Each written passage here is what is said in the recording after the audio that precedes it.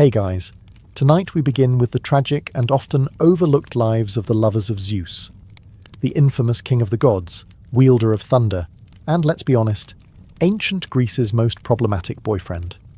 So before you get comfortable, take a moment to like the video and subscribe, but only if you genuinely enjoy what I do here. And let me know in the comments where you're tuning in from and what time it is for you. It's always fascinating to see who's joining us from around the world. Now, dim the lights, maybe turn on a fan for that soft background hum, and let's ease into tonight's journey together. Europa never asked to be part of a myth. She was a princess of Phoenicia, just a girl really, picking flowers by the sea.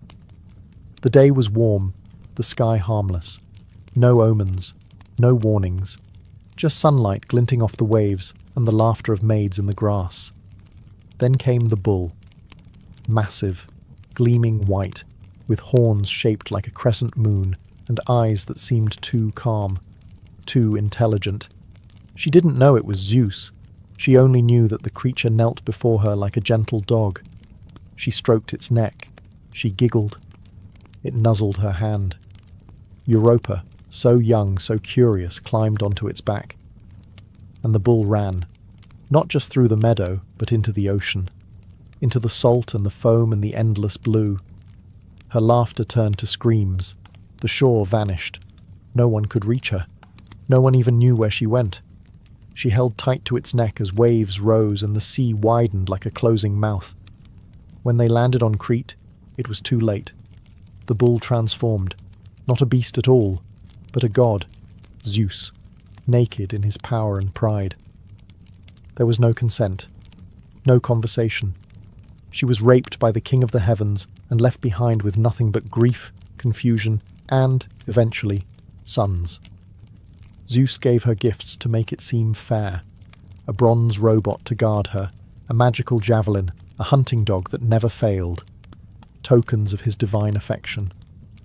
But he never stayed.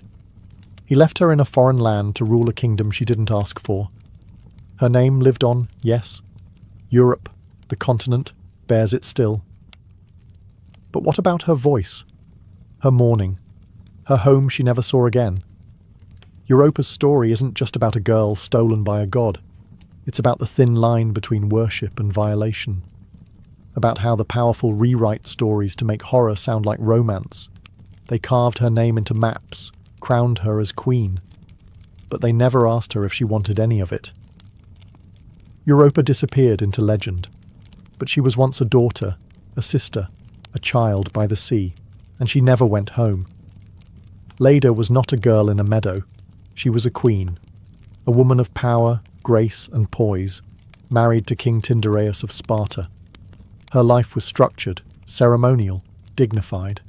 But even queens aren't safe when Zeus desires something, or someone. One twilight, as she walked along the riverbank alone, she saw a swan crash into the reeds, pure white, feathers wet, trembling as if wounded. It looked helpless, pursued by an eagle. Instinctively, Leda reached for it. She cradled it in her arms like a child, heart pounding with maternal sympathy. That was the moment Zeus chose. Because it was no ordinary swan. It was him, Zeus in disguise, yet again. He had taken the shape of something delicate, something unthreatening. He had weaponized innocence. What happened next depends on the storyteller. Some say he seduced her, others say he raped her, but no version ends with her having a choice. That night, Leda lay with her husband as well, and soon she laid not one, but 2 eggs. From them hatched 4 children. Castor and Pollux, Helen and Clytemnestra. 2 divine, 2 mortal. Twin boys, twin girls, twin destinies. Her children were beautiful, too powerful. Helen's face would spark the greatest war in myth. Clytemnestra would go on to murder her own husband. The sons would become warrior heroes, one destined to die, the other immortal. But none of them were ordinary. None of them were untouched by Zeus. Leda's story, like Europa's, is never told from her point of view. In paintings, she's often draped across a bed, Swan curled over her, eyes closed as if asleep. But that's the lie of art. What's never shown is the fear, the shame, the confusion, the horror of being held by a god who pretends to be something soft. She remained a queen. She endured. But her daughters' legacies would be marked by blood, betrayal, and blame.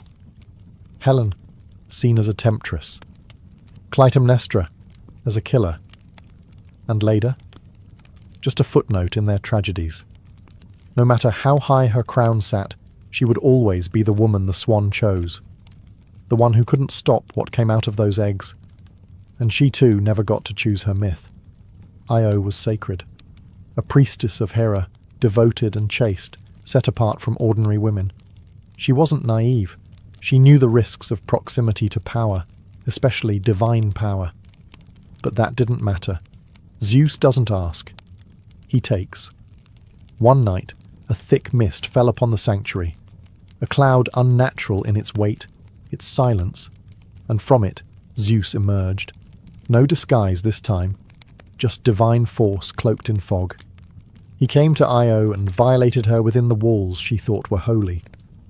When the fog lifted, she was no longer a girl of the temple. She was marked, and Hera, ever watchful, noticed. To hide the affair, Zeus did what no god should have the right to do.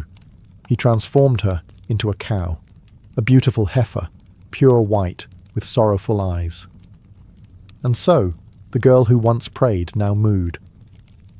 The priestess became livestock, but Hera wanted vengeance. She accepted the gift of the cow and assigned Argus Panoptes to guard her, a giant with 100 unblinking eyes. Io could not speak, could not cry out, just wander, graze and suffer under Argus's stare. Eventually, Zeus sent Hermes to slay Argus. That part, at least, is told with celebration in Olympus. But what's rarely mentioned is what came after. Hera sent a gadfly, a tiny stinging insect, to torment Io. It bit her endlessly, drove her across continents. She ran in agony from Greece to Egypt, through marsh and mountain and desert. Imagine it, a divine victim, stripped of language, swatting at pain, chased not just by a fly, but by the wrath of gods. No one could hear her. No one recognized her, and she could not speak her name. Eventually, Zeus restored her to human form. She bore a son, Epiphus, and became revered in Egypt. But that happy ending is the myth's polite curtain drop. What about everything she lost? Her voice, her station, her safety, her body, the sacred trust of the goddess she once served. Io's story is told as a wandering epic, how the Nile got its name, how Zeus saved his beloved. But underneath is a girl transformed into something she never was, punished for something she never asked for. And through it all, she never stopped running. Semele was no princess in distress. She was proud, clever, and beautiful, a Theban noblewoman who caught the eye of Zeus himself. But unlike so many others, Zeus didn't trick her, at least not at first. He courted her openly. Disguised as a mortal man, he whispered love into her ears. He brought her storms in a bottle, stars in his promises. And she believed him. They met in secret, the god and the mortal. And soon she was pregnant. Semele dared something most mortals never did. She wanted to see the truth. Not the mask, not the illusion, but Zeus in his full divine form. She wanted honesty. But the gods are cruel, and Hera crueler still. Hera, consumed by jealousy, disguised herself as an old crone and visited Semele. She planted a single poisonous seed. If he truly loves you, why won't he show you who he really is? It worked. Semele, now uncertain and aching for proof, asked Zeus to reveal himself in all his godhood. Zeus hesitated. He begged her to ask for anything else. But he had sworn an oath, the unbreakable promise of the river Styx. So he kept it. And when he unveiled his true form, lightning, fire, divine flame, Semele saw, and in the same breath she died. Her mortal body, fragile and unprotected, was incinerated in an instant, consumed not by betrayal, but by revelation. She had trusted him, loved him, and died for it. But the story doesn't end there. Inside her burned body, her child still lived. Zeus reached into the fire, rescued the fetus, and sewed it into his own thigh. Months later, from that impossible womb, Dionysus was born, god of wine, madness, ecstasy, and ritual. Semele became myth, then memory, then ash.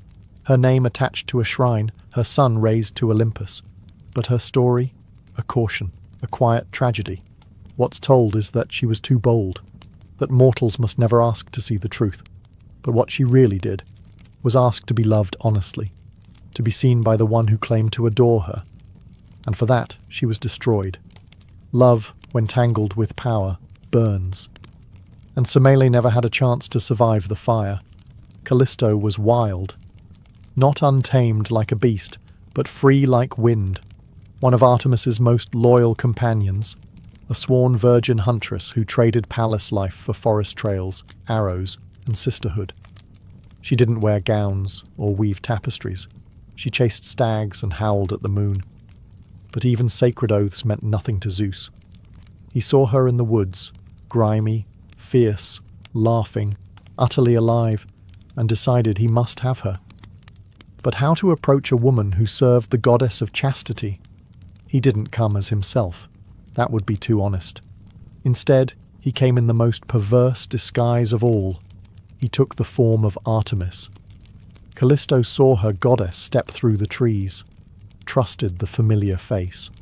And when she reached out in reverence, it wasn't Artemis who touched her. It was Zeus. Some versions say she fought. Some say she froze. But no version says she consented. Afterward, Callisto kept the secret. She buried the shame. Months passed. Her belly swelled. Her sisters noticed first, then Artemis herself. And the judgment came swift and cruel.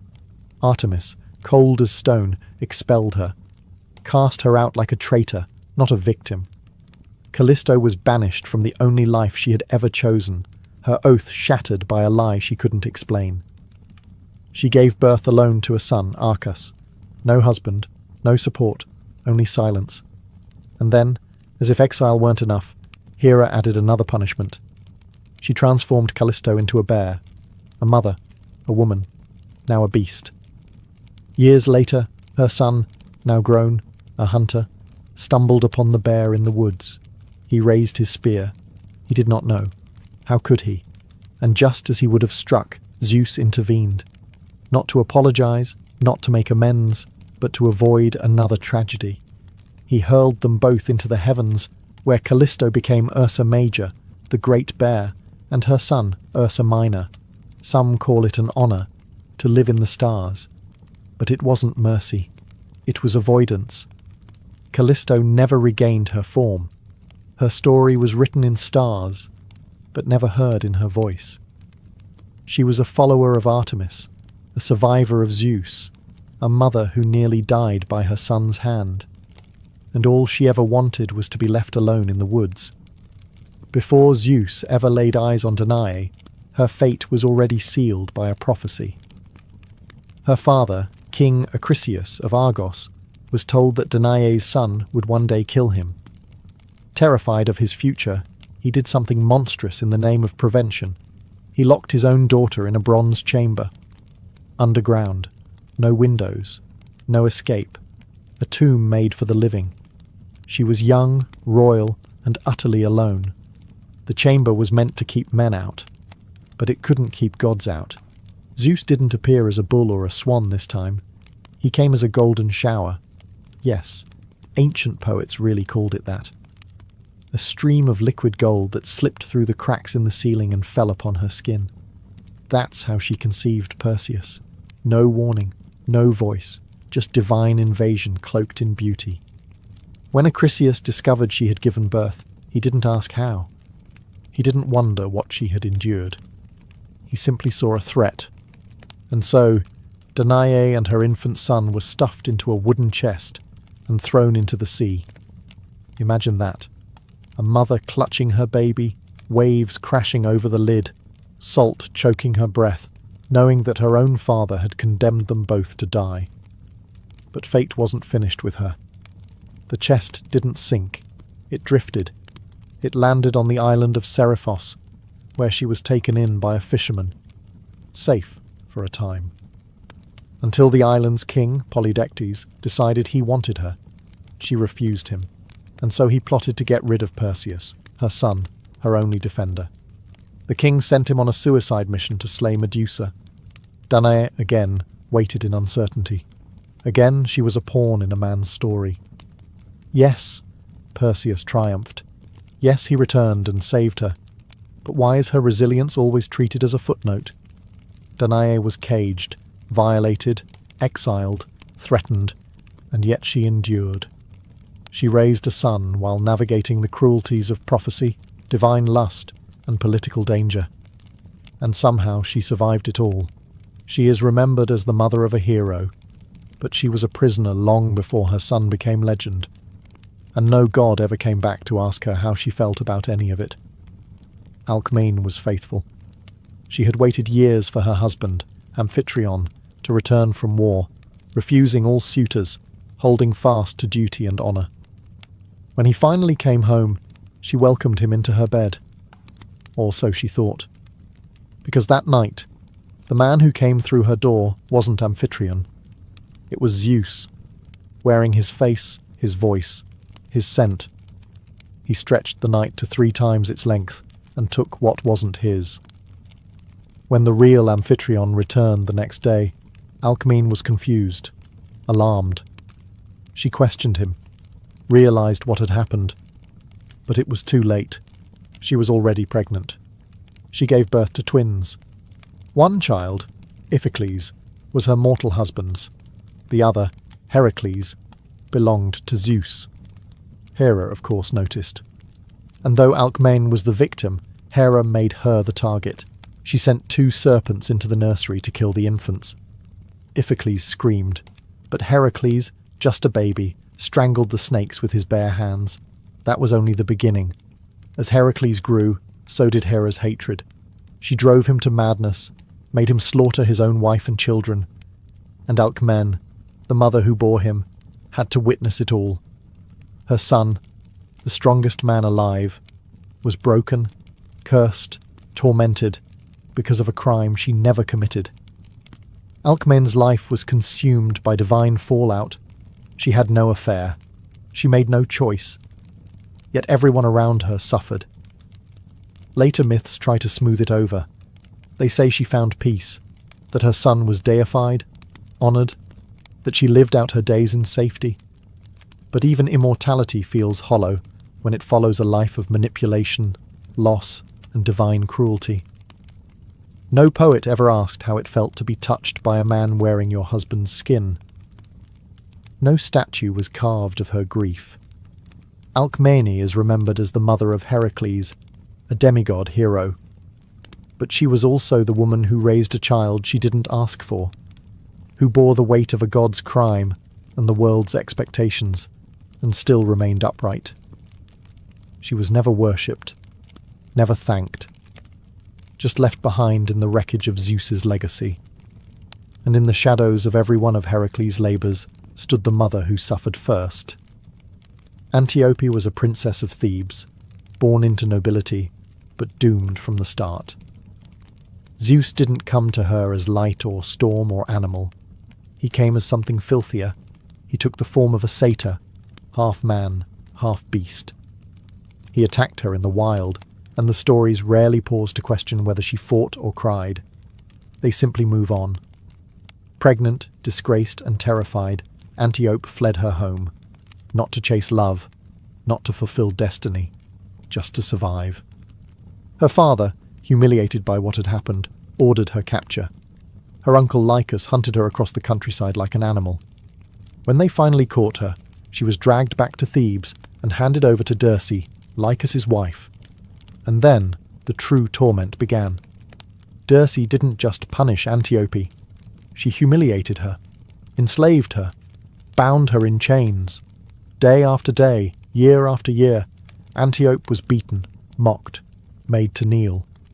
all while carrying the twin sons born from Zeus, Amphion and Zethus. But Zeus didn't intervene. He never does after the act is done. Instead, the twins were abandoned at birth, raised by shepherds in the wilderness. Antiope was left behind, alone, imprisoned and broken. Her sons grew into strong, intelligent men, unaware of who they truly were. When they finally learned of their mother's suffering, the rage came fast. Amphion and Zethus stormed Thebes, overthrew Lycus, and exacted brutal revenge. Dirce was tied to a bull and torn apart. It's told as justice, a blood-for-blood ending. But what about Antiope? She was free. But what does freedom mean after years of torture? After your body has been made a battleground for divine violence and human cruelty? No myth lingers on her healing. No bard sings of her recovery. Her story ends the moment her sons triumph, as if her value was only in birthing them, not surviving what came before.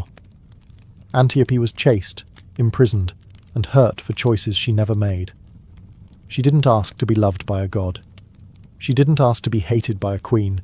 She just ran, through forests, through pain, through shame, and never stopped running until her son stopped it for her.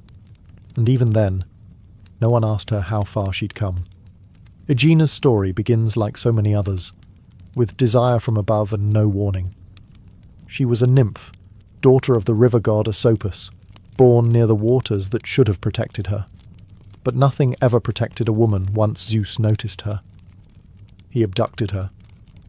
Some myths say he carried her off in the form of an eagle. Others say he simply snatched her from the riverbank and flew across the sky, taking her to a desolate island where no one could hear her scream. There, in isolation and silence, he had his way with her. The island became hers in name.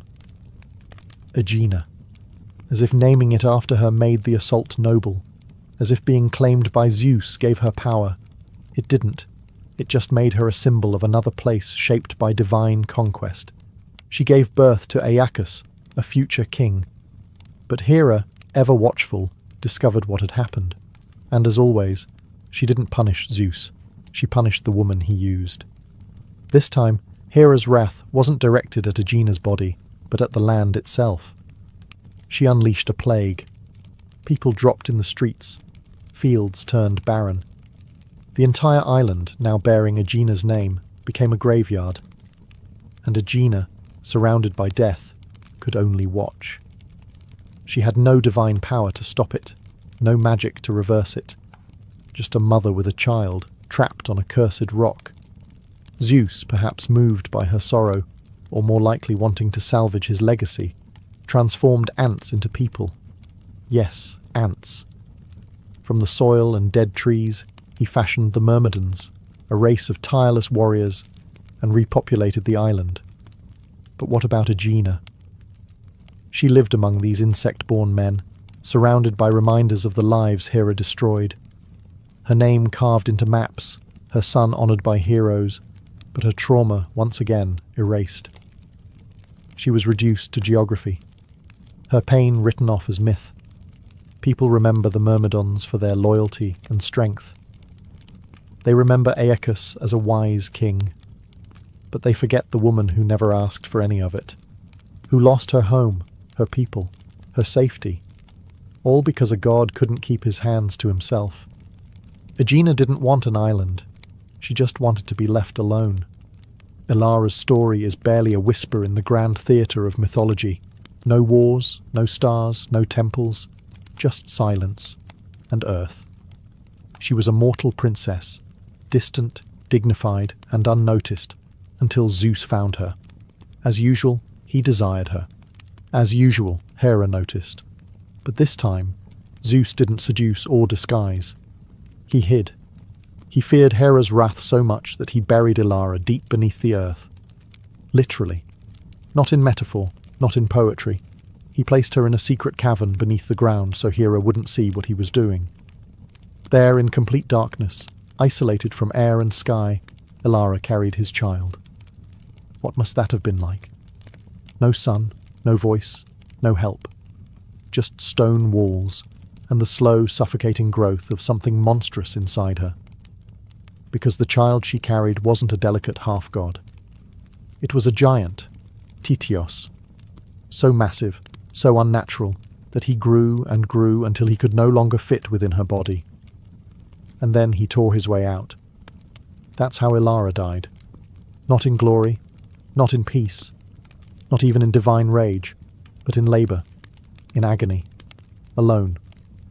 Her womb became a tomb, and her body was destroyed by the very thing Zeus put inside her. The myths barely pause to mention her name. Tityos becomes the focus, a giant punished in the underworld for trying to violate another goddess. But Ilara, she doesn't get a constellation, she doesn't get a shrine, she gets a footnote. The irony is brutal. Zeus hid her underground to protect her, but that protection killed her, and he never came back to lift the stone. The ancient poets called her the Earth-Hidden One, as if that made her mysterious, mystical, part of some grand cosmic puzzle. But she wasn't a puzzle. She was a woman buried alive because a god wanted her and couldn't be bothered to defend her. And when she died, the earth swallowed her story with her. Ilara's name survives barely in old texts and dusty scrolls, but her voice, her fear, her death, those were never written down. Because in the end, even the earth couldn't hold the weight of a god's secret. Metis wasn't a mortal. She was a titaness, a goddess of wisdom, thought, and deep cunning. Unlike many of Zeus's lovers, she wasn't caught off guard in a meadow or a bedchamber. She was his equal, his advisor, his first wife. She didn't fall for his power. She guided it. She helped him win the Titanomachy, the war against the old gods. She was clever, careful, and essential. And when he wanted her, she became his partner. But power never tolerates competition for long.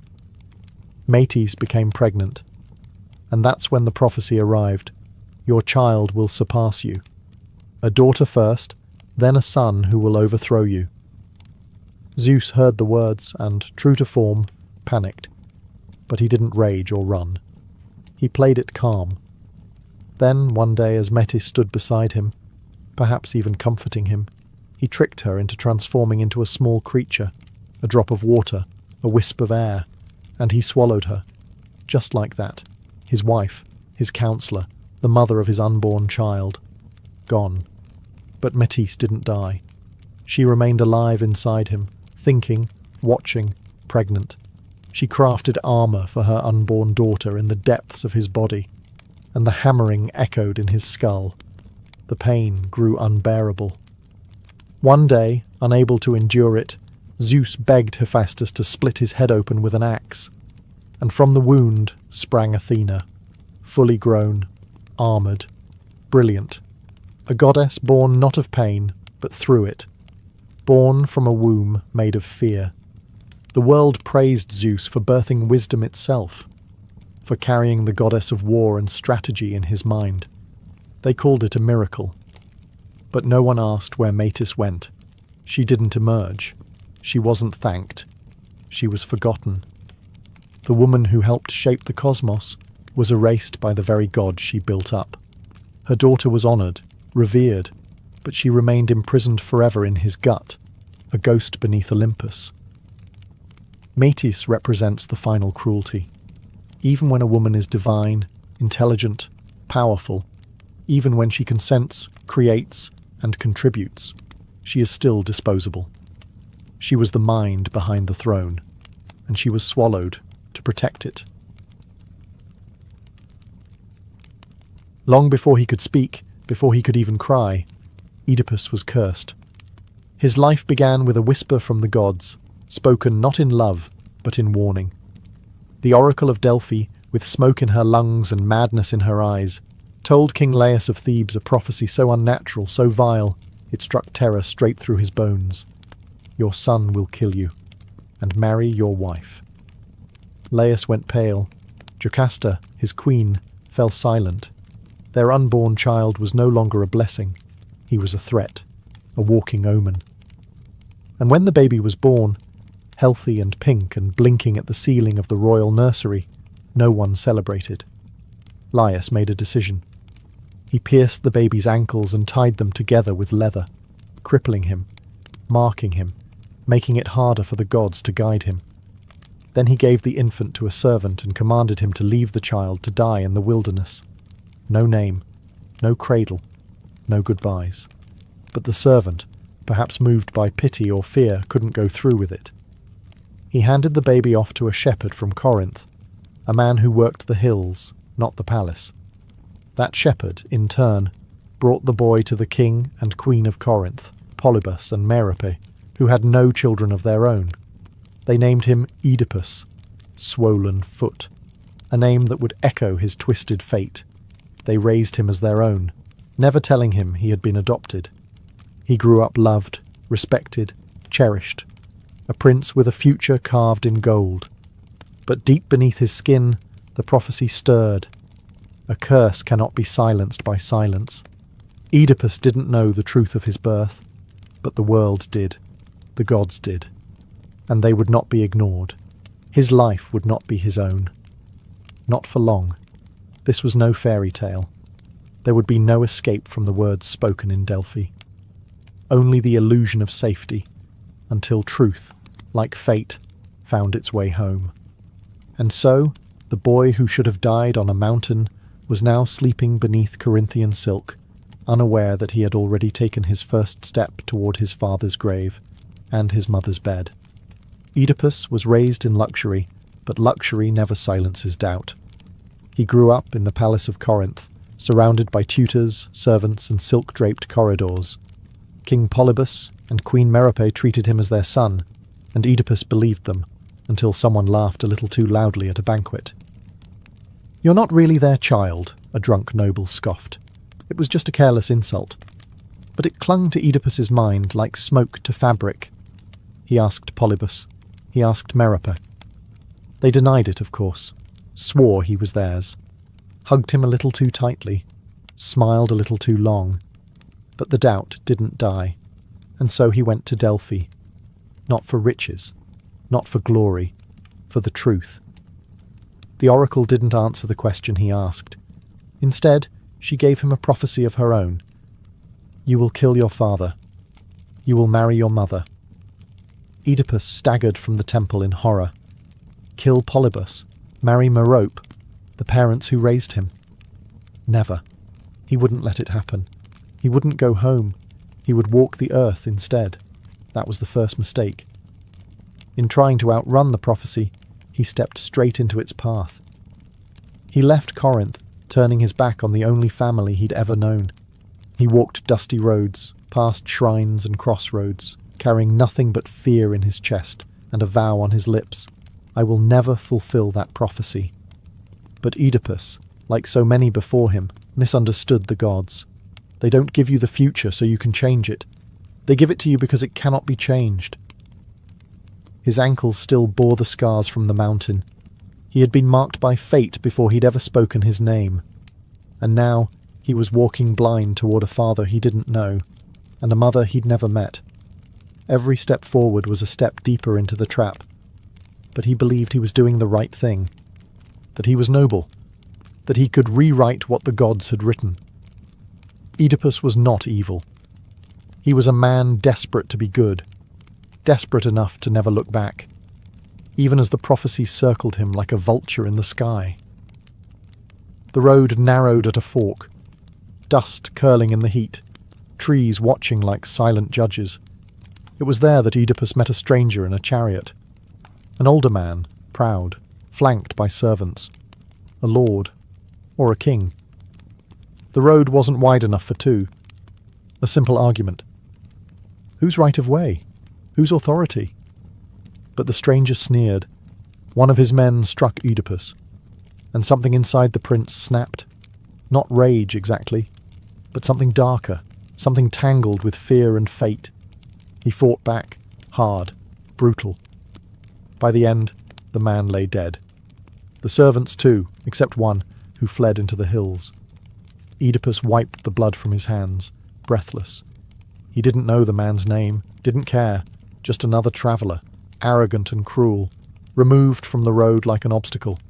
He had no idea he'd just killed Laius, king of Thebes, his father, the very man who had ordered his death as a baby. The prophecy had begun to unfold, not with fanfare, not with some mystical sign, but in a roadside scuffle.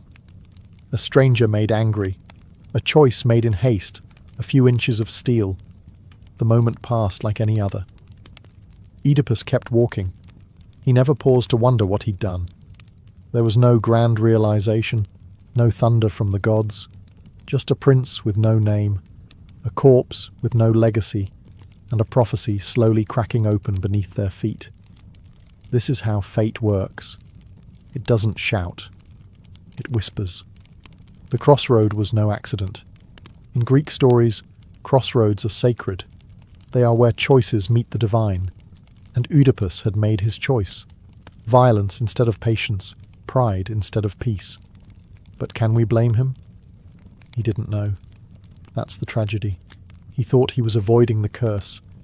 Instead, he was fulfilling it with every step, every blow, every breath.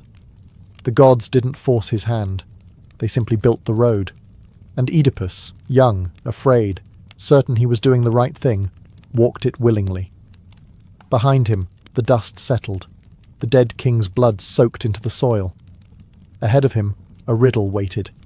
A city cried out for a saviour, and a throne stood empty, aching for a son to return home. At the gates of Thebes, death had made a nest. The city trembled beneath the shadow of the Sphinx, a creature with the body of a lion, the wings of an eagle, and the face of a woman. She was not merely a monster. She was a curse, sent by the gods, or perhaps by fate itself. She asked a single question of every man who dared approach the city. What walks on 4 legs in the morning, 2 legs at noon, and 3 in the evening? No one had answered correctly. They had tried, of course. Warriors, scholars, princes, all failed, all died. The Sphinx devoured them on the spot, leaving their bones to bleach in the sun just outside Thebes. And the city, paralysed by fear, waited. Their king had vanished. Their queen mourned. Their people starved. Then came Oedipus, dust-covered, road-weary, unaware that the blood of his own father still stained his sandals. He stood before the Sphinx and listened to her riddle. She stared into his soul, waiting to crush another life in her claws. But Oedipus didn't flinch. He didn't fight. He thought. He looked past the terror and saw the truth hiding inside the question. Man, he answered. In childhood he crawls on 4 legs. As an adult he walks on 2. In old age he leans on a cane, a 3rd leg. Silence. The Sphinx screamed, not in anger, but in defeat. She leapt from her perch and hurled herself into the rocks below. The curse was broken. Thebes was saved. The people poured from the gates, cheering, crowning Oedipus not just as a hero, but as their king. The throne, left vacant after Laius's mysterious death, now belonged to the stranger who answered death's riddle. As a reward, they offered him the queen, Jocasta. Beautiful, widowed, older but still regal. She placed the crown on his head. She took his hand in hers. Neither of them knew. The prophecy, patient and silent, had just been fulfilled halfway. A murder and a marriage, both veiled in triumph. The city rejoiced. Oedipus smiled. Jocasta kissed her saviour. And above them, the gods said nothing. Because fate doesn't strike all at once. It unfolds, like a riddle answered too soon. Years passed. Oedipus ruled Thebes with a steady hand and a sincere heart. He was not a tyrant. He listened to his people. He protected them. He fathered children, 4 of them, with Queen Jocasta, never knowing she was the woman who had once nursed him as a baby. Together, they rebuilt the city. The past seemed forgotten, but fate doesn't forget. One morning, Thebes began to rot. A plague swept through the streets like a punishment. Crops withered. Livestock dropped dead. Women miscarried. The gods had turned their backs, and the people turned to their king. They cried out, "Oedipus, you who defeated the Sphinx, save us again." And he tried. He sent messengers to the oracle at Delphi to ask why the gods were punishing them. The answer returned like a blade. The land is polluted. The killer of King Laius lives unpunished in Thebes. Find him. Exile him. Only then will the curse be lifted. Oedipus stood before his people and made a vow.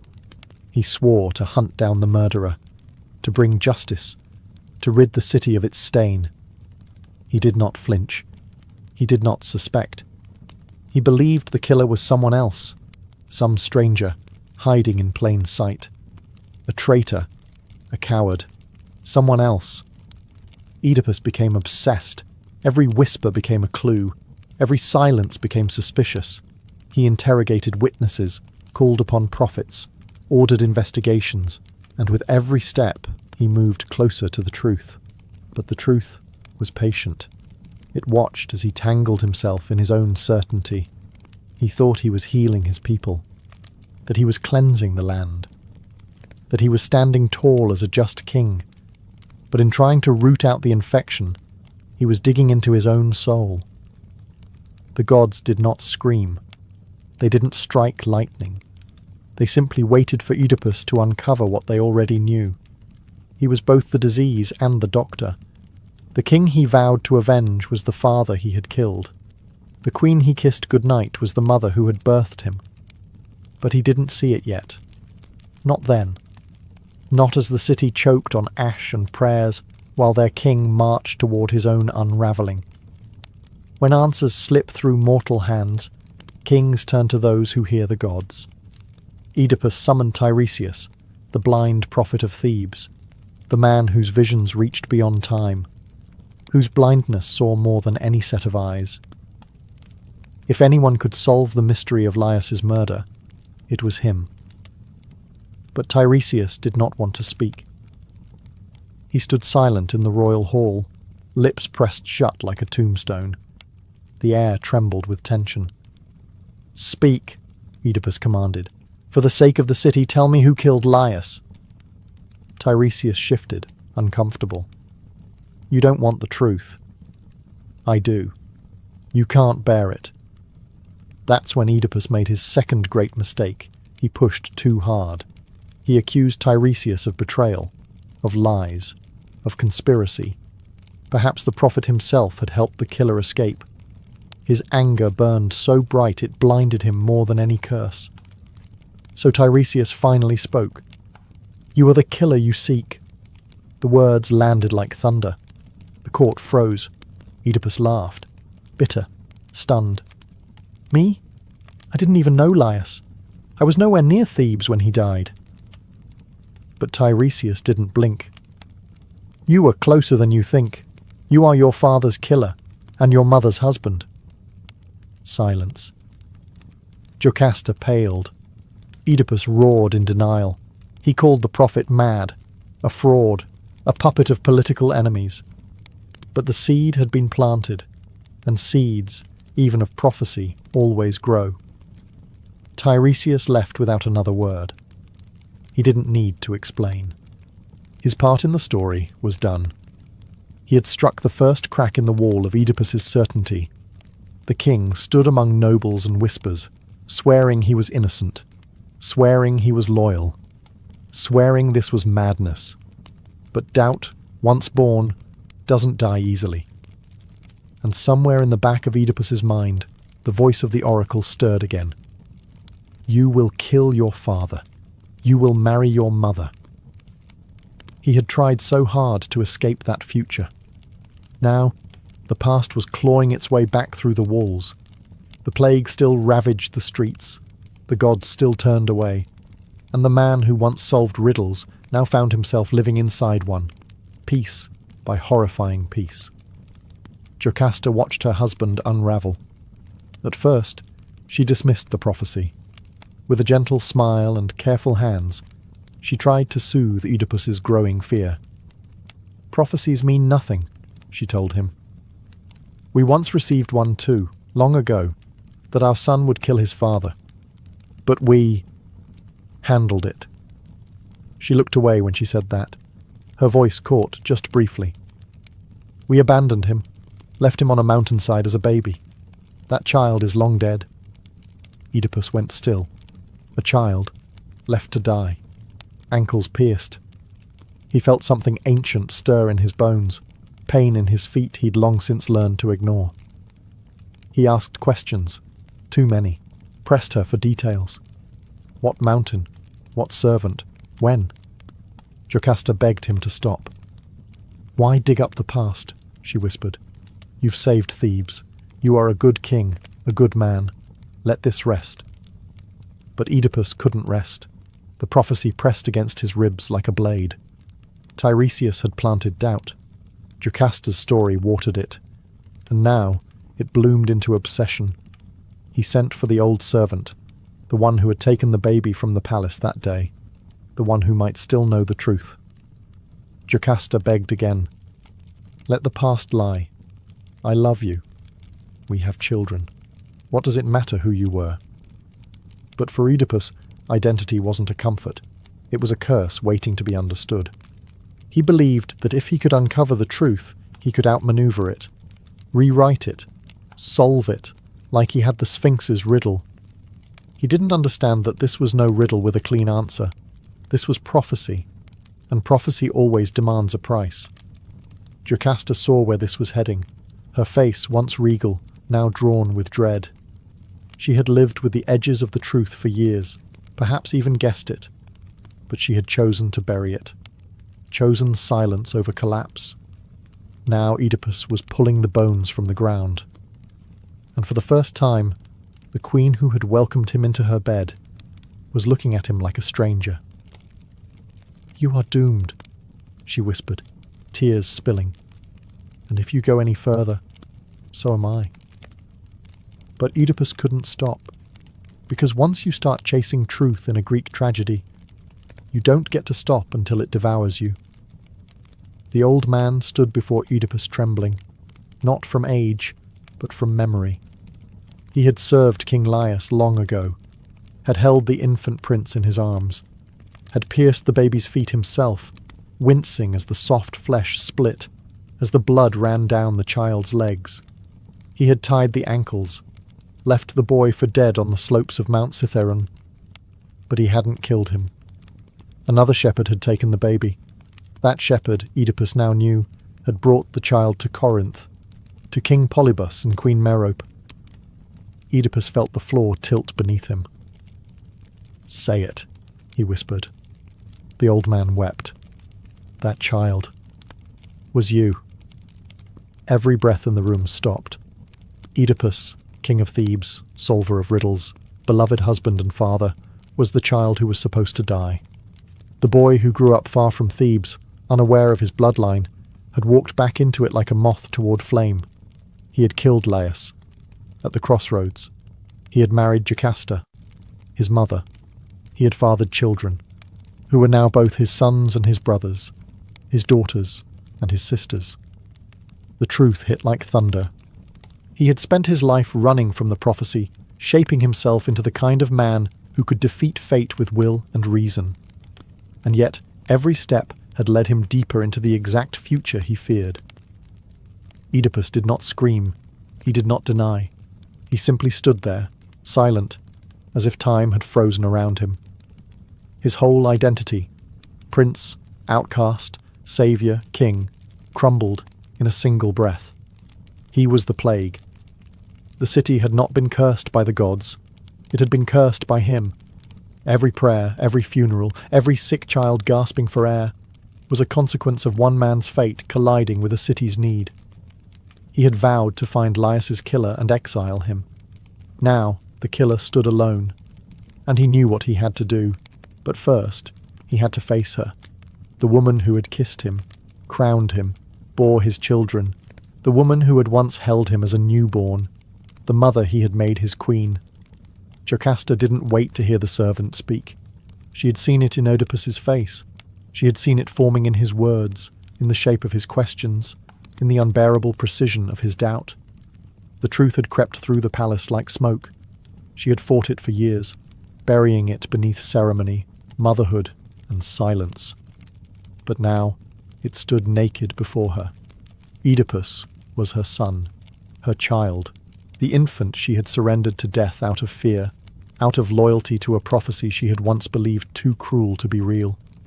And now that prophecy had not only come true, it had dressed itself in love, in wedding robes, in children with her eyes and his smile. She turned from him before the servant could speak. Her hands shook, her breath caught. The palace corridors twisted around her. She didn't scream, she ran, past the guards, past the servants who lowered their eyes, into the inner chambers where no one dared follow. And there, in the silence of their marriage bed, the bed that had held a mother and son wrapped in unknowing love, Jocasta took her own life. Some say she hanged herself. Some say she used the brooch from her gown, sharp and cold and final, but no one says she cried out. She left the world in silence, the way she had endured it. When Oedipus found her, he fell to his knees. He touched her face, her gown, the body that had once cradled his infant form, then welcomed him again as a man, and now, a third time, as the corpse of a woman who had loved too much and understood too late. He didn't speak. There was nothing to say. The gods had spoken years ago in Delphi. You will kill your father. You will marry your mother. And now, the prophecy lay fulfilled across every shattered piece of his life. The people outside still waited for justice. The city still burned with plague. But in that room there was only silence. The queen who couldn't live with the truth had chosen her exit, and the man who uncovered it was about to choose his punishment. There are some truths the eyes were never meant to see. Oedipus stood over Jocasta's body, his hands shaking. The room seemed smaller now, as if the walls themselves recoiled from what had happened. The silence was not empty. It was judgment. The gods had spoken through prophecy. He had walked every cursed word of it. But prophecy never tells you what to do afterward. He could have fled, could have thrown himself from the palace walls, could have begged the gods for mercy. Instead, he reached for Jocasta's brooch. The sharp pin glinted in the dim light.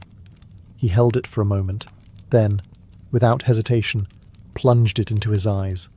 Once, twice, again, each stab a cry to the heavens, each puncture a scream without words. Blood poured down his face as light fled his world forever. Why blindness? Because the eyes had betrayed him, because they saw love where there was incest, justice where there was murder, salvation where there was ruin. The eyes had seen everything and understood nothing. So he destroyed them. The man who once solved riddles with clarity of mind and sharpness of vision would now wander in darkness, stripped of every illusion. He emerged from the palace, a horror to behold, his robes soaked in blood, his face scarred and dripping red tears, his hands outstretched like a beggar. The people gasped, covered their mouths, turned away, but he did not hide. "This is justice," he said. The man who had promised to exile Laius's killer now understood the cost. "I am that man," he told them. "Drive me out, cast me from the city, let Thebes breathe again."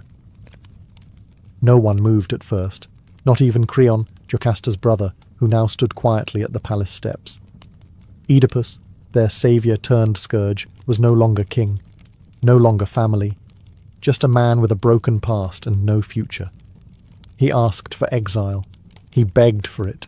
He pleaded not to see his children again, the children who were also his siblings. The gods were silent.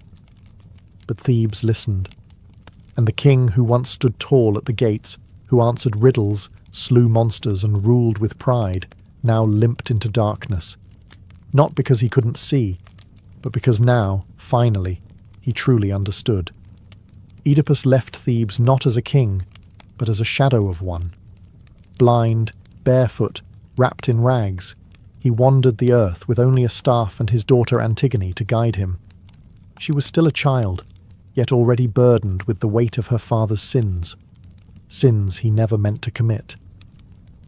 The world looked different now, not because he couldn't see it, but because he finally could. People whispered his name in fear. Some drove him away from their gates. Others offered pity, but never comfort. He was no longer the man who had saved Thebes. He was the man who brought the gods' rage upon it. But Oedipus never asked for sympathy. Only silence. Only distance. He passed through cities and forests, past shrines and graves, never resting long. In his blindness, he spoke more gently, thought more deeply. He had lived as a prince, a saviour, a king, a monster. Now, he lived as a question. Was he guilty? Was he cursed? Or was he simply human? The gods had said what would happen, but they never said how he should feel about it. They gave him a script, but not a conscience. Years passed. His beard grew long. His voice became gravel. Antigone stood taller, always at his side. She loved him not because he was innocent, but because he was hers. And finally, they arrived at Colonus, a grove sacred to the Furies near Athens. There, Oedipus stopped walking. He sat beneath the trees, breathed the sacred air, and whispered to the earth, "I am ready." Some say the gods forgave him. Others say the earth swallowed him whole. That thunder cracked, and he vanished between the roots, leaving no body behind. Just legend. He did not die as a king. He did not die as a monster. He died as a man who carried his own curse. A man who could not change the prophecy, but tried. A man who walked into darkness, and in doing so, found a kind of light. Oedipus's story isn't just a tragedy, it's a warning. That knowing the truth does not always bring peace. That fate once named cannot be outrun. And that sometimes the most heroic thing a man can do is face himself. Before Athena ever drew her first breath, she was already a danger to Olympus. Zeus sat upon his throne, storm-eyed and victorious, ruler of gods and men. He had overthrown Cronus, his own father, ending the age of the Titans. But deep in his bones, Zeus feared one truth. The throne he stole could be stolen from him. And then came the prophecy. It was not shouted by oracles or carved in lightning. It was whispered in dread by Gaia, mother of the earth, and Uranus, father of the sky. If you lie with Metis, the child she bears will overthrow you. Zeus froze. Metis wasn't just any goddess. She was wisdom incarnate, clever, sharp, cunning beyond measure. She had helped him in his rise to power. She was not a victim. She was a partner. And now she carried his child. The first child, they said, would be a daughter, wise and strong. But the second would be a son, and that son would be greater than Zeus, stronger, smarter, fated to topple the sky. Zeus had felt the sting of prophecy before. He knew what it meant to be the overthrower, and he knew what happened to those who waited too long. He couldn't kill Metis. That would defy divine law. So instead, he swallowed her. Yes, Zeus opened his mouth and devoured the goddess whole, swallowed her mind, her magic, her unborn child, just like his father Cronus had once swallowed him. But Zeus didn't digest her. Metis didn't vanish. She lived inside him, thinking, whispering, creating. The wisdom he consumed didn't dissolve. It waited. And so, Zeus walked Olympus with calm eyes and a storm beneath his skin. He thought he had ended the prophecy, controlled fate, outwitted destiny. But gods should know better. Inside the god of thunder, a goddess was growing, not in darkness, but in brilliance, not in fear, but in armour. She would not be born in blood. She would be born in defiance. Athena, the daughter of wisdom and power, was coming, and even Zeus, king of the sky, would not be able to contain her for long. Zeus believed he had ended the threat. He walked the halls of Olympus as if the prophecy had died with the swallowing of Metis. Thunder cracked at his will. The other gods bowed low. No one questioned the king who had consumed his own fear. But fear doesn't digest. Inside Zeus, Metis lived, not as a ghost or regret, but as thought still forming. She spoke to him in dreams, murmurs in his chest, ideas he couldn't explain, strategies that arrived unbidden. Her mind became his, but not entirely. And inside that divine mind, something extraordinary was happening. A child was growing, not in a womb, but in a skull. This child wasn't weak. She didn't kick softly or squirm. She forged armour in the folds of her father's brain, forged a spear from thought, a helmet from resolve. As she grew, the sound of hammering echoed inside Zeus's head. Day and night the pounding worsened. He couldn't sleep, couldn't eat. His headaches grew unbearable, like storms crashing behind his eyes.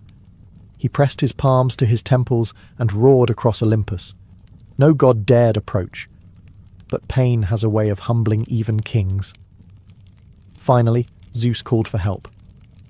Hephaestus came, the divine blacksmith, strong and quiet, born of flame and forge.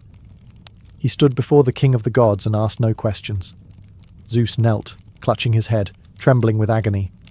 "Strike," he ordered. Hephaestus lifted his axe.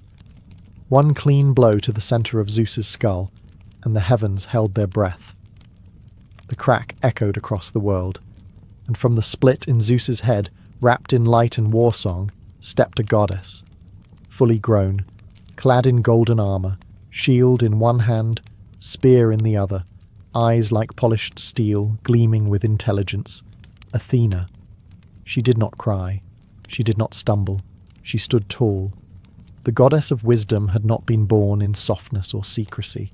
She had emerged in force, forged in thought, and delivered through agony. And for the first time, Olympus saw something even Zeus could not control. Not fire, not storm, but reason. And she had arrived, not as his downfall, but as his daughter. When Athena stepped from Zeus's skull, the heavens did not tremble. They paused. Olympus, a realm of drama and fury, of vanity and storms, fell silent. The gods, who had seen monsters born from chaos, lovers from foam, and vengeance from blood, had never witnessed anything like this. She was born, not of the body, but of the mind. Not from womb or sea or bone, but from thought itself. She stood tall in shining armour, golden, flawless, divine. Her shield gleamed like morning sun on polished bronze. Her eyes didn't flicker like flame. They watched, measured, weighed. She was not war's fire. She was war's discipline, and she said nothing. She didn't need to. The gods murmured. Aphrodite blinked, Hera frowned, Ares scoffed. But none dared question her place. She had not claimed Olympus by force, like Zeus. She had not tricked her way in, like Hermes. She had been born into it like an answer. Zeus, nursing the wound in his head, looked at his daughter and did not fear her. He should have. Not because she would betray him, but because she would surpass him in ways that mattered more. He ruled with lightning. She would rule with clarity. He broke what he couldn't bend. She bent without breaking. That day, Olympus gained more than a new goddess. It gained a conscience. Athena was named the goddess of wisdom, yes, but more than that, she was strategy. She was not just clever. She was tactical. She didn't act from rage or passion. She planned. She prepared. She paused. And that made her dangerous. To some, she was a marvel, sharp as a blade, calm as the sea before battle. To others, a threat wrapped in beauty. Even Ares, the god of raw war, eyed her with distrust. He fought with fury. She fought to win. The other gods celebrated, of course. They cheered, offered gifts, feigned joy. But deep beneath their toasts, Olympus shifted. Because now there was someone on the mountain who didn't shout, who didn't seduce, manipulate, or destroy, she thought.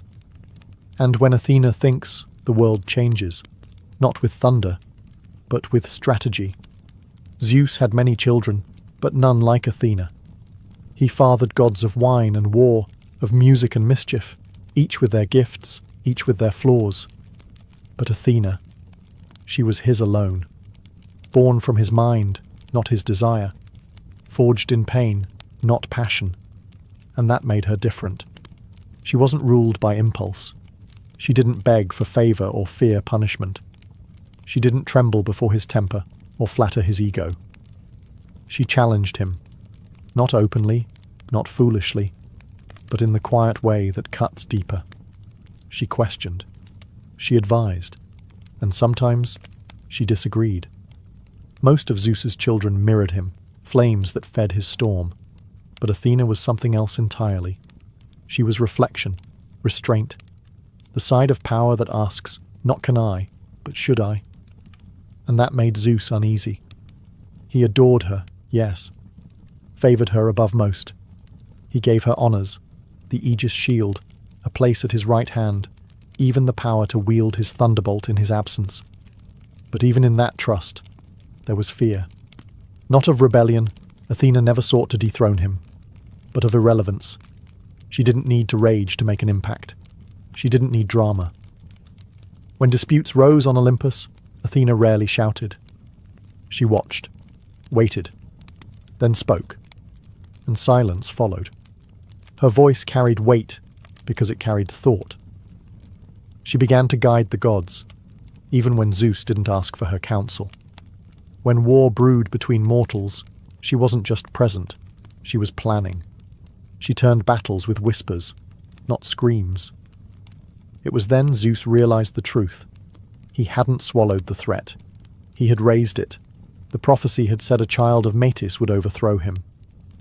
But Athena didn't need a throne to change Olympus. She didn't want power in the way the others did. She simply was power. Subtle, measured, and precise.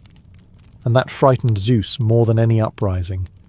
Because while he ruled the sky, she began to rule the mind. Not through force, but through influence. And in Olympus, influence is everything. Athena chose solitude, not because she feared love, but because she didn't need it. Unlike Aphrodite, who stirred desire in gods and mortals alike, Athena kept herself untouched. She had no lovers, no consorts, no entanglements. Her power came not from seduction or motherhood, but from something rarer, independence. She was a virgin goddess by choice, and in Olympus that was a statement. It meant she owed no one her body. No god could claim her. No mortal could tame her. She was not defined by her relationships, only by her purpose, and that purpose was protection. Athena was war, yes, but not the kind that left cities burning for the joy of it. That was Ares, her half-brother. He relished blood. She calculated victory. Where Ares charged in blind rage, Athena planned the ambush. Where he screamed and bled, she waited in silence, then struck where it mattered most. The Greeks would worship her not just as a goddess of wisdom, but as their guardian, a protector of cities, a builder of walls, a defender of law. Her armour wasn't for glory, it was for duty. She walked the battlefield like a surgeon walks an operating room, calm, exact, efficient. She never wasted energy. She never raised her spear without a reason.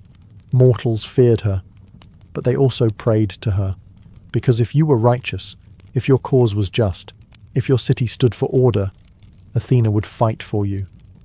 And unlike other gods, she didn't demand temples soaked in sacrifice. She asked for cleverness, courage, a plan. In myth, she remained untempted by vanity. When a sculptor dared to carve her form too beautifully, she destroyed his work, not out of rage, but to remind the world, I am not here to be admired. I am here to act. Even the gods tread lightly around her, not because she was cruel, but because she was certain. She did not scream to be heard. She spoke with truth, and truth shook the heavens. A goddess of the mind, a warrior of restraint, a protector who never had to prove her power, because everyone could feel it. Athena, the virgin warrior, stood alone on Olympus, not because no one wanted her, but because she belonged only to herself. Not all gods are loved equally, and not all cities are built on war. When the people of a fledgling city in Greece prepared to name their divine patron, 2 gods stepped forward to claim it. Poseidon, lord of the sea, rose first, trident in hand, eyes flashing like the deep. He struck the ground, and from the cracked earth surged a saltwater spring. Powerful, impressive, a gift of the sea. Then came Athena. No drama, no storm. She knelt and touched the soil. From her palm grew an olive tree, its branches strong, its fruit full, its roots deep, a symbol of peace, of wisdom, of endurance. The gods watched in silence. Poseidon's gift was a display of power. Athena's was a promise of life, and the people chose her. They named their city Athens, not after the sea, but after the goddess of wisdom. They did not want a ruler of tides and tempests. They wanted a guide, a protector, a mind to shape their laws, not just shield their walls. Athena became the soul of the city. She didn't just watch over its battles, she guided its culture, its schools, its debates, its architecture. She was present in their every choice. And in return, they honoured her not with bloodshed, but with brilliance. The Parthenon rose in her name, a temple of marble and symmetry, built with such grace that even the gods admired it. Inside stood her statue, not soft or smiling, but poised and ready, spear in hand, shield at her side, wisdom behind her eyes. She wasn't their queen, she was their example. The Athenians didn't worship her for her wrath. They worshipped her for her restraint. They saw in her the kind of power that listens before it strikes, the kind that defends, but never dominates, the kind that builds, teaches, and lasts. And so, while many gods ruled from above, Athena walked among minds. She became the heartbeat of a civilization that would outlive empires, a city born not from conquest, but from a tree. A goddess chosen not for fear, but for hope. And that choice would echo through history. Because Athena didn't just win a city, she inspired one. In the quiet town of Lydia lived a girl whose hands danced with thread. Her name was Arachne. She wasn't noble. She wasn't divine. She was a mortal girl with a loom and a gift so breathtaking it drew whispers from far and wide. Her tapestries shimmered with colour, with life. Gods and mortals alike stood still before her work, and that eventually became the problem. Pride crept in, quiet, tempting, as it always does. Arachne began to say it aloud. My work is better than Athena's. Some warned her, others begged her to stop. But Arachne smiled and kept weaving. Up on Olympus, Athena heard. The words stung, not because they questioned her power, but because they insulted her purpose. Athena wasn't just the goddess of wisdom and war. She was the goddess of crafts, of skill, of the silent art that shapes civilizations. And Arachne, this girl with no temple or title, dared to call herself her equal. So Athena came down. She disguised herself as an old woman and warned Arachne directly. Humble yourself. Give thanks. Say that your gift was from the gods. But Arachne didn't bow. She met the goddess's eyes and said, if she thinks she's better, let her prove it. Athena dropped her disguise and accepted the challenge. 2 looms, 2 hands, 1 contest. They wove side by side, the air thick with silence. Athena's tapestry showed the glory of Olympus, Zeus ruling, Poseidon roaring, herself standing proud in victory, each thread perfect, each image divine. Arachne's showed the truth. Zeus deceiving women, Apollo chasing nymphs, the gods cruel, jealous, petty. And it was flawless, not a single error. Even Athena, in her divine heart, knew the girl had woven perfection, but truth can wound deeper than insult. Athena didn't scream. She didn't smite. She touched Arachne gently and turned her into a spider, not out of wrath, but out of mercy. A creature that would weave forever. No pride, no applause, just silk and silence and the memory of what had been. And so the first spider spun her web under moonlight, and the goddess of wisdom turned away, not with hatred, but with respect and sorrow, because she had not crushed a rival, she had honoured a mirror. Athena never wore her armour for decoration. Every piece had a story. Every symbol had teeth. But none more so than her shield, the Aegis. A shield so fearsome, so divine, it didn't just protect, it terrified. Etched upon its centre was a face twisted in rage and agony. The head of a creature once feared by all, Medusa. But how did a Gorgon's face come to rest in the hands of a goddess? Long before it became a weapon, it was a tragedy. Medusa had once been beautiful, a mortal priestess in Athena's temple, with hair like woven night and a face that turned heads. But beauty is dangerous in the world of gods. And Poseidon, lord of the sea, took her by force, in Athena's temple. It was a violation of sanctuary, a desecration. And Athena, furious, not at Poseidon but at the shame left behind, transformed Medusa. She turned her into a Gorgon, hair into serpents, eyes into weapons, a face that turned all who looked upon it into stone. And then, years later, a hero came. Perseus, young and brash, was sent to slay Medusa, but he could not do it alone. Athena gave him her shield, polished to a mirror's shine, so he would not have to look at Medusa directly. She guided his strike, watched as the blade severed the head, and when it was done, she took the Gorgon's face for herself. Why?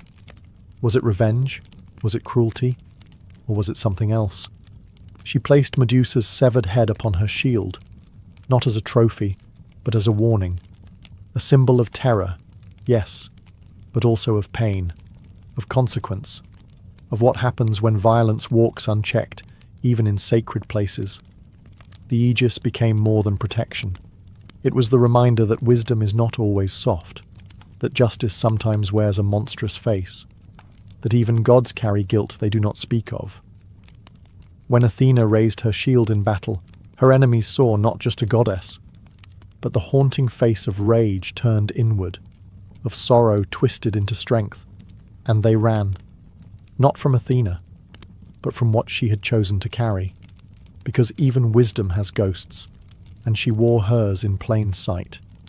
Athena was a goddess of strategy, justice, and restraint, but even she could not stop fate. In the city of Troy, war smouldered like kindling before the spark. The gods had taken sides, tempers flared, and soon the greatest war of the ancient world consumed east and west alike. Athena stood with the Greeks, not because she loved bloodshed, but because of a single broken oath. Paris of Troy had judged Aphrodite more beautiful than her. Still, even in war, Athena sought to guide rather than destroy. And in that chaos, there was one mortal she favoured above all others, Achilles. He was unmatched on the battlefield, quick-footed, fire-forged, a storm in human form. But Athena didn't love him for his fury. She admired his mind. Beneath the rage, there was reason. A warrior who could think.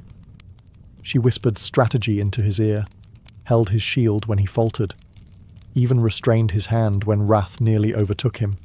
In every clash, her influence sharpened his instinct. But Athena knew what Achilles did not.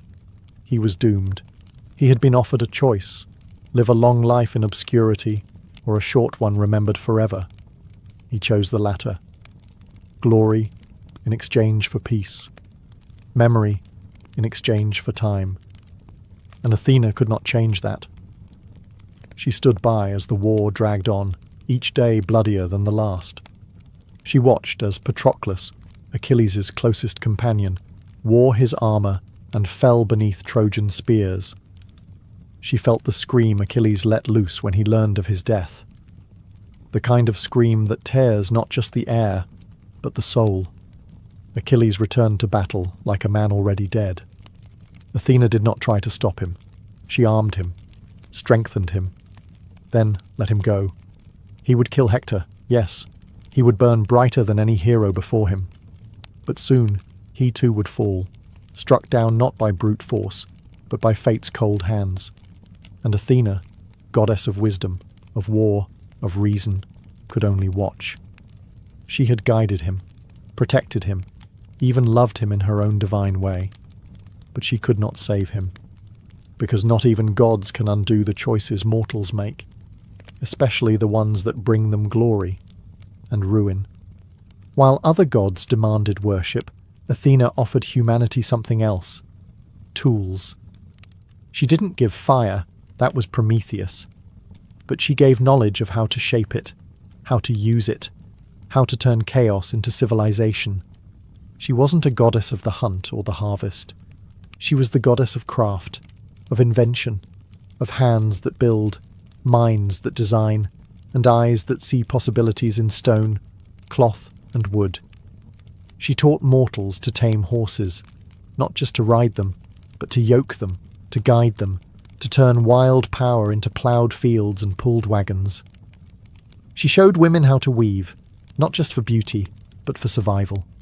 Warmth, shelter, pattern, art. She gave them the olive tree, a gift more profound than gold or silver. It bore fruit to eat, oil to cook and anoint, wood to carve and burn. A tree that asked for patience and returned it 100-fold. While other gods gave weapons, Athena gave instruction. Where Ares screamed into war, she built city walls, designed battlements, taught generals how to think before striking. She didn't end conflict, no god could, but she taught mortals to wage it intelligently, with purpose. To the Greeks, she was more than divine. She was practical, a goddess who didn't float above their lives, but walked among their choices, whispered into the ears of blacksmiths, guided the hands of architects, shaped not just their faith, but their future. She inspired the first philosophies, the first blueprints, the first laws, justice with a spine, wisdom with a sword, and unlike gods who gave gifts in anger or lust or pity, Athena gave hers in love, not the warm, sentimental kind, but love rooted in belief, in potential. She believed mortals could be more than animals, that they could build something lasting, something just, something wise. Her temples didn't ask for blood, they asked for thought. Athena's gifts weren't miracles dropped from the sky, they were seeds. And in time, those seeds would become cities, poems, laws, and stories, including this one. Because even now, when we choose reason over rage, discipline over chaos, thought over impulse, we are still living in the world Athena imagined and gave to us. Time wears down even the greatest of gods. Olympus, once the center of the world, faded. Temples crumbled, statues weathered in the wind, new empires rose, new names were spoken in prayer, and yet Athena remained, not in marble, not in myth, in mind. While other gods became legends of passion, thunder, or jealousy, Athena became something else, an ideal, a symbol not of what we are, but of what we strive to be.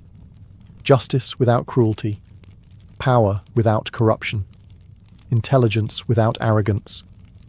She never ruled mortals by fear. She guided them through reason, and when the gods themselves fell silent, her voice, quiet, measured, unwavering, echoed in every courtroom, every school, every city built on thought instead of violence. Athena's strength was never in brute force. It was in legacy. She lived on in philosophies, not battles, in questions, not orders, in books, not swords. The owl, once her companion, became a symbol of clarity and vision. Her olive tree stood not just in Athens, but in every civilization that valued law and thought, and her spirit whispered through the pens of Plato, the blueprints of Da Vinci, the quiet rebellion of every girl who dared to speak her mind in a world that told her not to. Because Athena was never just for the battlefield, she was for the builder, the thinker, the one who holds the line when everyone else reaches for a blade. In every era her image returned, reborn not as a goddess, but as an idea. A woman in armor, head high, eyes sharp, refusing to be silenced. And each time she was different, and each time she was the same. Even now, she waits in every mind that asks, is there a better way? Not louder, not faster, wiser. The myths may fade, the temples may fall, but wisdom, that survives. And if you listen closely, when the world rages, when reason feels like a dying ember, you may hear her voice again, not shouting, not weeping, just thinking. Athena was not born to rule Olympus. She was born to outlast it. Before the golden god of music or the silver-eyed huntress ever took a breath, their mother was hunted. Leto was no queen of Olympus. She was a titaness, gentle, wise, and quiet. But she caught the eye of Zeus. And when she became pregnant with his twins, the sky held its breath. 2 divine children, not yet born, already stirred the world. Hera, Zeus's wife, saw red. Not just because of the betrayal, Zeus's infidelity was as constant as thunder, but because this time the children were powerful, destined. 1 boy, 1 girl, Apollo and Artemis. So Hera did what only a goddess could do. She cursed the earth itself. No land beneath the sun would offer Leto sanctuary. No city would take her in. No nation, no island, no resting place. Wherever she went, the ground turned hard. The wind spat dust. Doors slammed shut. Even the animals turned away. Leto wandered, barefoot and swollen with life, through mountains and deserts, through whispers and fear. Every breath was tight. Every step, agony. Her body ached with 2 gods growing inside her, and yet she could find no place to rest. And behind her, something moved. A shadow. A hiss. Python, the monstrous serpent, born of Gaia herself, a guardian of the old oracles, a creature so vast that it draped across mountains like a living rope, sent, some say, by Hera, others say by fate. Whatever the truth, it hunted her. It slithered behind her across rivers and ridges, its tongue flickering, its eyes always watching. Not to kill her, not yet, but to make her suffer, to make her run. The earth rejected her. The gods stayed silent, and still Leto kept walking. She held her belly, whispering to the children within, promising them life, promising they would rise, no matter how the world tried to crush them. She was not a warrior. She carried no weapon, but she carried gods. And in her silence, there was defiance. The twins were coming, light and shadow, sun and moon, and even the cursed soil would tremble the moment they opened their eyes. Leto was at the edge of collapse. She had wandered the known world, her feet blistered, her breath shallow. No land would hold her. No temple would take her in. Not even the animals laid in her path would stay. They scattered, warned off by Hera's curse. But then came a whisper of a place, a drifting island, rootless, floating. Delos, a barren rock, forgotten by most gods, tossed in the Aegean Sea like a stone skipped by the Titans. It had no wealth, no army, no shrine. It was too small to matter. And that made it perfect. Because Delos was not fixed to the earth. It wasn't bound by the curse. Leto arrived under a pale sky, her knees buckling. She collapsed on its stony surface and clutched her belly. The pain of labour was near. The twins stirred, impatient, divine. Delos trembled, not in fear, but in choice. The island, so often overlooked, so often adrift, made a decision that would echo for eternity. It anchored itself. The roots of Delos pierced the seabed. It locked into place, became land, became home, just long enough. And that was rebellion. A quiet, impossible defiance against Hera herself. The island gave Leto its only olive tree for shade. Its cliffs shielded her from the serpent python, who circled but could not reach. And there, alone except for a few nymphs and the wind, she gave birth. First came Artemis, the huntress, the silver maiden, emerging in silence, calm and wise, even as a newborn. She didn't cry. She watched. And then, after 9 more days of pain, Leto gave birth again, to Apollo, radiant as sunrise, glowing with golden light. His cry echoed like music across the waves. The twins were born, and the curse had been broken. Delos was no longer just a drifting rock. It was now sacred ground, the birthplace of gods. And though it had nothing to offer, not temples, not power, not gold, it gave the one thing no other place dared: sanctuary. And in doing so, Delos became immortal. Because sometimes, greatness begins not with strength, but with compassion, and a choice to shelter those the world has cast aside.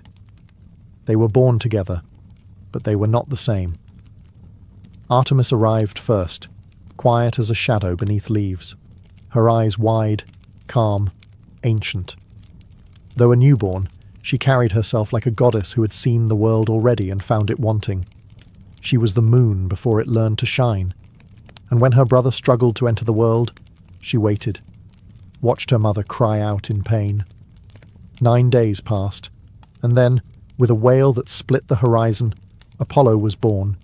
His skin gold-tinged, his hair radiant, his eyes fierce. Where Artemis had whispered into the world, Apollo sang his way in. His very breath hummed like strings plucked by the fates themselves. The gods watched from afar. They had not dared intervene during Hera's curse. But now, as they saw the newborn twins on Delos' rocky shore, they felt something shift. These were not ordinary gods. They were prophecy wrapped in swaddling cloth. Even as infants, the twins showed their nature. Apollo's first laugh sent birds into flight. Light bent toward him. Flowers opened in his direction. Artemis reached for the shadows, her fingers tracing the curve of a bow only she could see. The moon itself, distant and cold, seemed to tilt in curiosity. Together, they were balance. Sun and moon. Clarity and quiet. Rage and grace. Leto held them, weak from her long suffering, but victorious. Her pain had been her offering, and the gods she bore were her answer. Apollo grew fast, his limbs strong, his voice sure. Artemis beside him grew in silence, watching, always watching. But they both knew something waited, something still hunted. Python, the ancient serpent, still slithered through forests and caves, sensing the gods who had escaped him. And Apollo, though barely grown, already felt the pull of destiny. The fire in his chest wasn't just light, it was vengeance. For his mother. For every mile she had walked in agony. He was not born to run. He was born to face what others feared. And Artemis? She would walk at his side. The hunt had not begun, but the twins were ready. Because sometimes power is not in being born first. It's in choosing who you protect. Far from Delos, nestled between cliffs and whispering laurel trees, sat the ancient sanctuary of Delphi. Even before Apollo's birth, Delphi had been sacred, a place where the earth murmured secrets, and mortals came crawling for glimpses of fate. But its wisdom didn't come freely.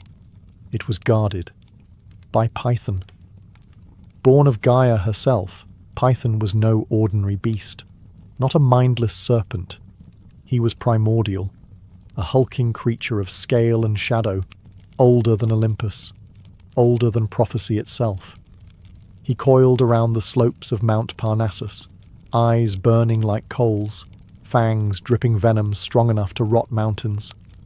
He didn't speak, but his presence silenced all.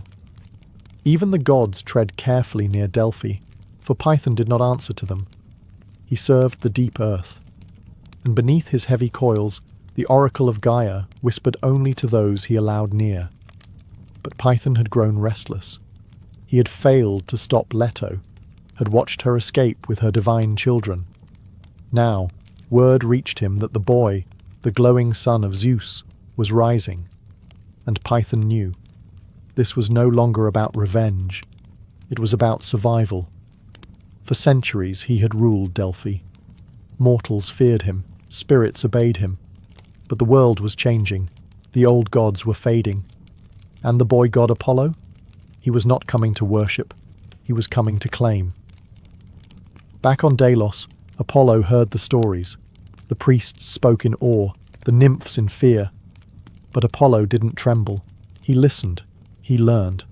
Python was a guardian, a tyrant dressed in the skin of tradition. And Apollo, still young, but no longer a child, felt it in his bones. Delphi was meant for him, not just because he was powerful, but because he would bring clarity where Python had brought fear. The oracle would be freed. The serpent would fall. But this wouldn't be a battle of equals. It would be the first time a new god challenged an ancient force face to face. And in that clash, the world would feel the turning of an age. The sun was rising, and it would shine on blood. Apollo was still young, but the fire in him burned ancient. He stood beneath the olive trees of Delos, staring toward the horizon, not with childish wonder, but with the eyes of a god preparing for war. His golden hair caught the wind. His fingers twitched, not in fear, but in focus. He would not wait for Python to strike again. He would go to Delphi, but not with thunder, not with armies, with a bow. The gift came not from Zeus, nor forged in Olympus's fires. It came from Hephaestus, the smith god who saw potential where others saw youth. He crafted it of polished gold and silver, inlaid with truth, a weapon not of chaos, but of precision. Apollo accepted it in silence. His hand curved around the grip like it had always been his, and when he drew the string, the air itself tightened. He practiced in the groves, far from Delos's eyes, not to impress, but to prepare. Each shot was a vow, each arrow a question to the universe. Are you watching? Artemis watched, always. She too carried a bow now, slender, silver, moonlit. She didn't speak much, but when she did, it was sharp. You only get one chance, she told him, not unkindly. Python isn't a beast. He's memory. He's fear. Apollo nodded. Then I'll be precision. He wasn't chasing glory. He wasn't driven by pride. He was thinking of his mother, of the serpent that had hunted her, of the years Python had darkened the oracle's mouth. He did not want to kill a creature. He wanted to cleanse the place it poisoned. He was a god of light, and light reveals. The moment arrived. The sun crested the sea in a halo of fire. Apollo stood at the shore, bow in hand, quiver across his back. Not armoured, not crowned, just steady. Delos held its breath. Artemis reached out once, brushing his shoulder, not to stop him, but to let him know she would remain. He set out alone, to Delphi, to the mountain, to the coils of fate wrapped in shadow and venom. And though he walked as one, he carried the wrath of a sun, the promise of a god, and the silence of a hunter. The bow would sing soon, and the world would change its tune. Apollo arrived at Delphi not as a guest, but as a reckoning. The cliffs rose high above him, scorched by sun and scarred by time. Laurel trees whispered warnings, the wind trembled, and in the distance, coiled around the sacred stones, Python waited. The serpent knew he was coming. He felt it in the shift of the earth, in the nervous rustle of birds, in the way the light no longer avoided the caves but crept inward. This was no mortal child. This was the beginning of the end. Apollo didn't charge. He walked. His bow gleamed in the morning light. Each footstep echoed, not just in the stone, but in history. Python uncoiled slowly, deliberately, the size of 10 chariots, muscles rippling beneath scales dark as storm clouds. His eyes burned not with rage, but with warning. "I am older than your name," Python hissed. "I have coiled around this earth since it breathed." Apollo raised the bow. "I'm not here for your age," he said, calm and unshaken. "I'm here for your shadow." The first arrow loosed was light itself. It struck Python's flank with a flash, burning through scale and hide. The serpent screamed, a sound that shook valleys and startled clouds. But Python was not so easily undone. He struck back, snapping trees, shattering boulders, venom hissing through the air. The ground quaked beneath his fury. But Apollo was faster. He moved like sunrise, sharp, silent, inevitable. Arrow after arrow flew. Each one sang, each one landed. But it wasn't just force. It was precision. Apollo didn't aim for the heart. He aimed for the corruption. The rot in the roots of Delphi. The fear Python had woven into the stones. Python lunged, fangs bared wide, but Apollo leapt, spun, and loosed a final arrow through the serpent's open mouth. Silence. Then the mountain exhaled. Python collapsed, coils folding in upon themselves, his shadow peeling back from the land like night before dawn. And with that, Delphi was free. The oracle stirred. The wind lightened. The laurel trees lifted their leaves to the sun. Apollo lowered his bow, not in triumph, but in understanding. He hadn't just killed a monster.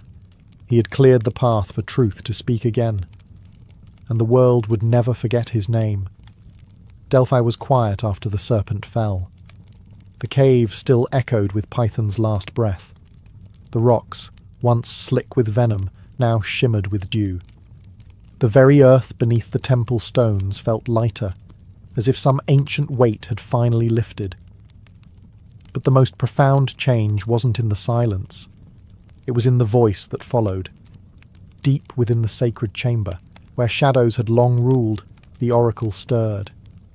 Not the old voice of Gaia, not the cryptic whispers twisted by fear, but something new, clearer, warmer, a thread of fire wrapped in thought. Apollo had claimed Delphi, but he didn't seize it with chains or walls. He didn't sit on a throne or demand worship. Instead, he offered the world a gift, a place where truth could speak, through his oracle, the Pythia. A mortal woman chosen not for beauty or lineage, but for spirit. She would sit at the temple's centre, inhale the vapours from deep within the earth, and speak what the gods saw. Visions not of terror, but of clarity. Answers, yes, but never without mystery. Because truth is never given. It's earned. Word spread quickly. Kings travelled for weeks to kneel before her. Warriors came to ask if their battles would end in glory or doom. Farmers came to ask when to sow. Philosophers came to ask if the gods truly listened. And above them all, Apollo stood, not visibly, but present. His music hummed through the laurel leaves. His warmth lingered in the stone. And in the Pythia's eyes, there was always a flicker of sunlight not born from this world. The oracle of Delphi became the beating heart of Greece, not because it gave power, but because it demanded thought. Apollo had slain the monster, yes, but his greater gift was this.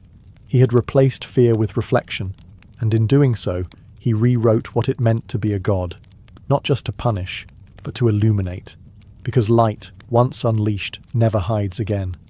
And Delphi, bathed in that light, would never belong to shadows. While Apollo stood bathed in triumph, Artemis remained in the silence of the woods. She had not followed him to Delphi. She had not loosed arrows at Python. That battle was his destiny, his reckoning, and she honoured it by staying where she was strongest, in the wild. But she felt it. The moment the final arrow struck, the moment the oracle opened its eyes, the moment the serpent's shadow shriveled beneath her brother's light. She stood barefoot on a cliffside as dawn broke, watching not just the sun rise, but Apollo rise, her twin, her flame, the other half of her celestial balance. She did not smile, nor cry. She simply watched, with the quiet pride of a goddess who knows her part is different, but no less divine. For Artemis, the wild was her temple. Where Apollo's light struck cities, her shadows danced in groves. Where he guided oracles, she guided instincts. Where he brought clarity, she brought intuition. They were never meant to walk the same road, but they were meant to rise together. As Apollo claimed Delphi, Artemis wandered further into forests untouched by man. She whispered to wolves. She taught deer to run silently. She wrapped herself in moonlight and sharpened her silver bow. She was not forgotten in the wake of her brother's fame. In fact, mortals feared her more. They called to her not with songs, but with offerings left on stone. They saw in her the eyes of judgment, the silence before justice. Young women prayed for her protection. Hunters asked for her blessing before the chase. Midwives spoke her name in the hour of birth. And she answered, not with fire, but with presence. Where Apollo's legacy would shine through temples and prophecy, Artemis would be felt in wind and instinct, in paths not taken, in the way danger hesitated when she watched. She did not need Delphi.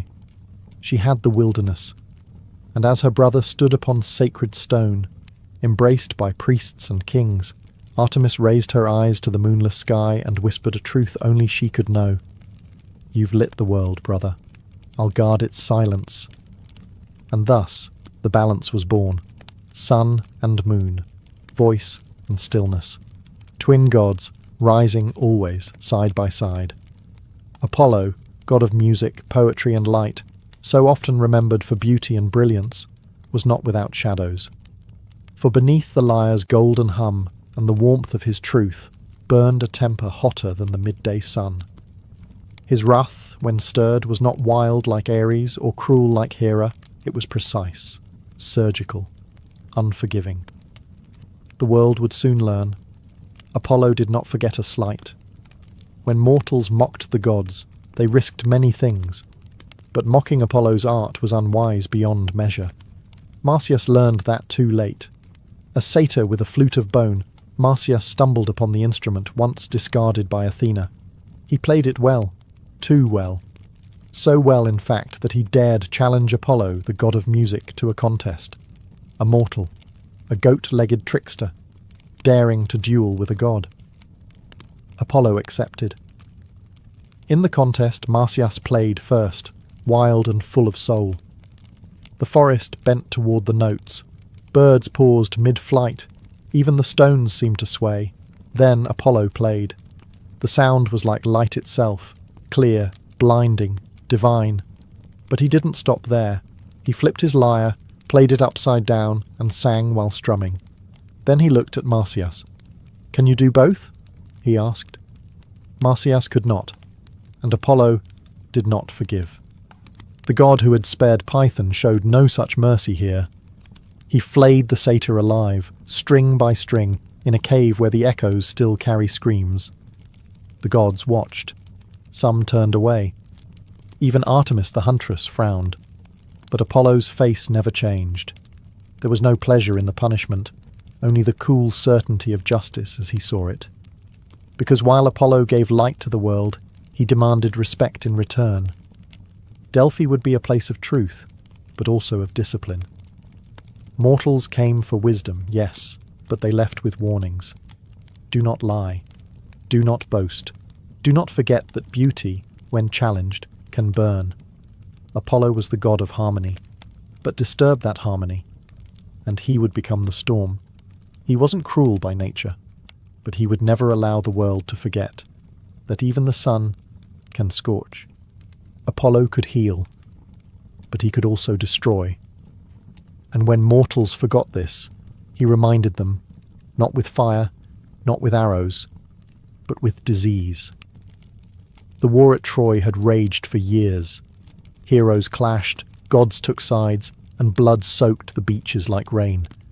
But it wasn't swords or spears that brought the Greeks to their knees. It was Apollo's wrath. Agamemnon, the proud Greek king, had taken a captive, Chryseis, daughter of a priest who served Apollo. When her father begged for her return, offering gold and prayers, Agamemnon laughed and turned him away. That was his mistake. The priest lifted his hands to the sky.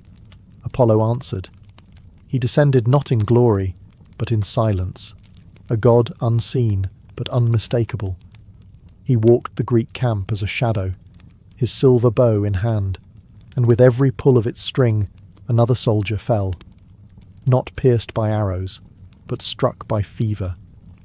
Death came quietly, without fanfare. The dogs howled. The air thickened with the scent of rot. Day after day, warriors collapsed, too weak to lift their shields. Horses moaned. Fires burned untended.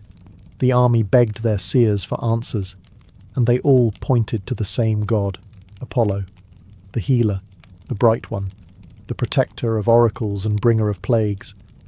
Agamemnon had insulted him, and now his men were paying the price. Only when the girl was returned, unharmed, unbought, did Apollo lift his hand. The sickness passed, but the memory did not. Because this was the truth of Apollo. He wasn't just light and harmony, he was balance. If mortals crossed the line, if justice was mocked, if sacred oaths were broken, he responded not in rage, but in correction.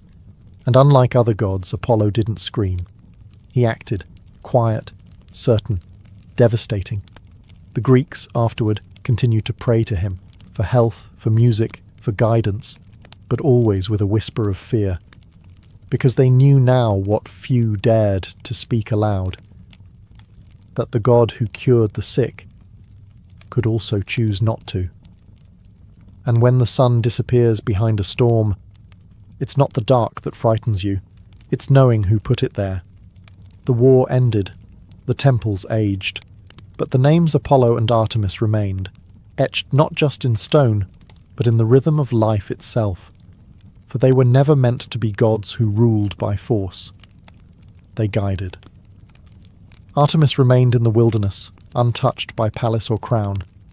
Maidens whispered her name in moonlight. Hunters left tokens at the forest's edge. Mothers prayed to her in labour, begging for mercy or strength. She answered with silence, with instinct, with presence. She did not need temples. Her sanctuary was the wild. And Apollo. He became the golden thread in civilization's tapestry. His music shaped the lyre's first song. His voice spoke through the oracle at Delphi for 1,000 years. Poets, sculptors, doctors, lawmakers. Each looked to him not for fire or miracles, but for clarity. He was not the god who forced your hand. He was the god who lit the path and left the choice to you. Together, the twins embodied balance. Where Apollo brought law, Artemis brought instinct. Where he revealed truth, she protected mystery. Where he warmed, she cooled. Where he stood in gold, she moved in silver.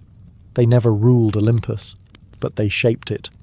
More than that, they shaped mortals, because their power wasn't just in what they gave, but in what they withheld. Artemis never tamed the wild. She let it remain wild. Apollo never answered every prayer.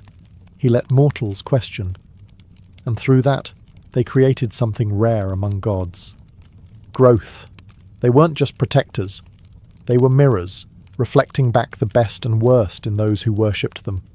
And to this day, when a child feels the thrill of moonlight on skin, when a musician finds melody in silence, when a seeker kneels at a crossroads, asking not for rescue but for insight, the twins are still there, one watching from the trees, the other humming just behind the sun. Because gods may fade from temples, but they do not fade from the heart, especially not the ones born in exile, who chose to become something more than worshipped. They became part of us, forever.